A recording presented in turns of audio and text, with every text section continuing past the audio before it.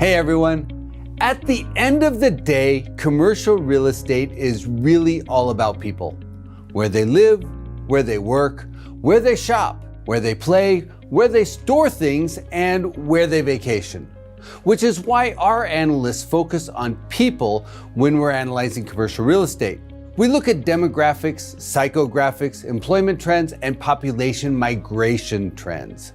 And in reality, all of those characteristics are interwoven. For example, when we look at the performance of office properties, we have to look at how many office-using jobs are being created, both nationally and locally within each metro. But we also have to consider what's happening with remote work and how employers are adapting to where people want to live. So when we as investors evaluate real estate, it reaches far beyond the property itself. We have to take a more holistic perspective that considers who will use the real estate and why. One of the things I found fascinating over the last few years is how the COVID pandemic distorted behavior patterns and the real estate demand.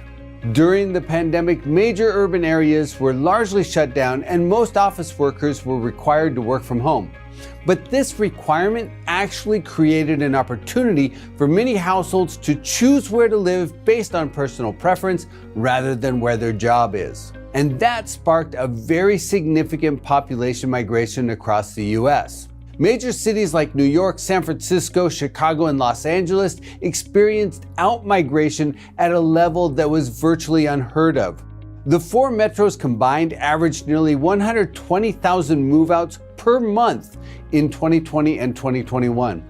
At the same time, many Sunbelt cities experienced record in-migration.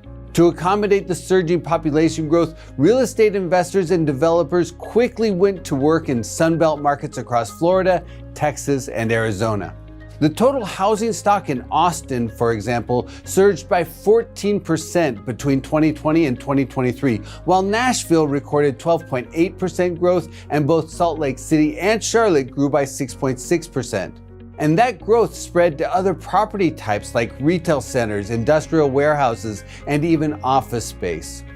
In 2024, cities like Austin, Las Vegas, Nashville, Phoenix, and Charlotte will lead the nation in total commercial real estate completions as a percentage of existing inventory.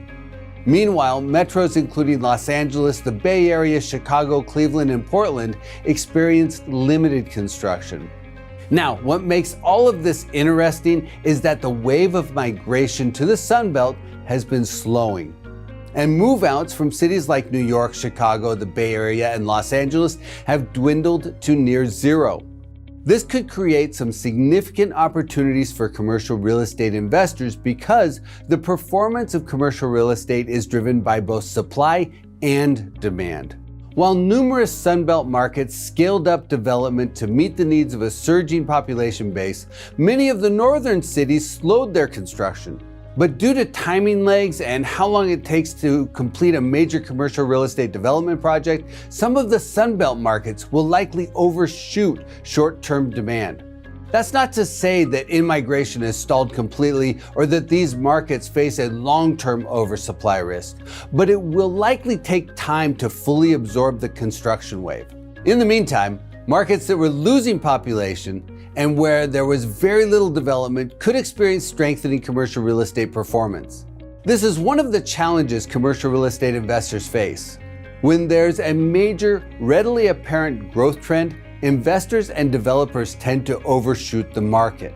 That's partially due to market and timing lags, but it is also influenced by investors' tendency to move the same direction at the same time, which creates contrarian investment opportunities.